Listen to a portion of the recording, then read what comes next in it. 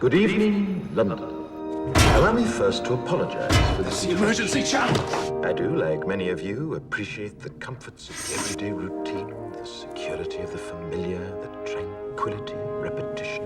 Bloody hell. I enjoy them as much as any bloke.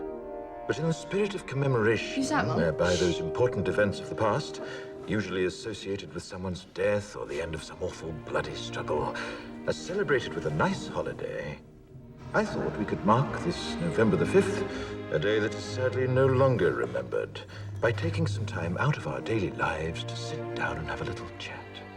There are, of course, those who do not want us to speak. Let me think, just let me I think. suspect even now, orders are being shouted into telephones, and men with guns will soon be on their way. It's Chancellor Sutler. Damn it! Why? Because while the truncheon may be used in lieu of conversation, words will always retain their power.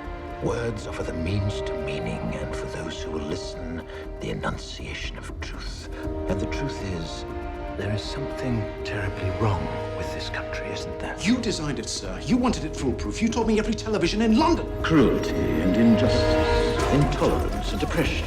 And where once you had the freedom to object, to think and speak as you saw fit, you now have censors and systems of surveillance coercing your conformity and soliciting your submission. We need cameras. How did this happen?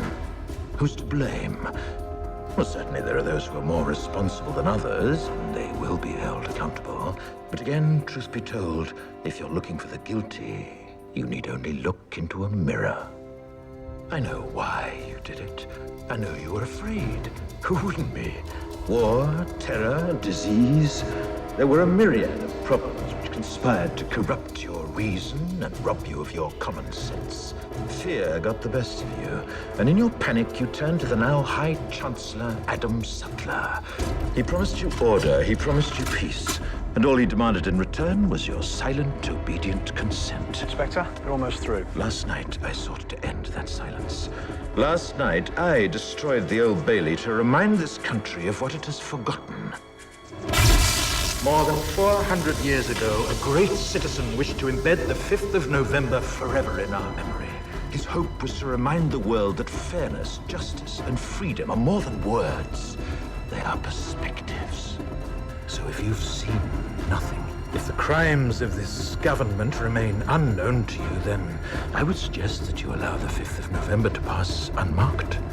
But if you see what I see, if you feel as I feel, and if you would seek as I seek, then I ask you to stand beside me 1 year from tonight, outside the gates of Parliament, and together we shall give them a 5th of November that shall never, ever be forgotten.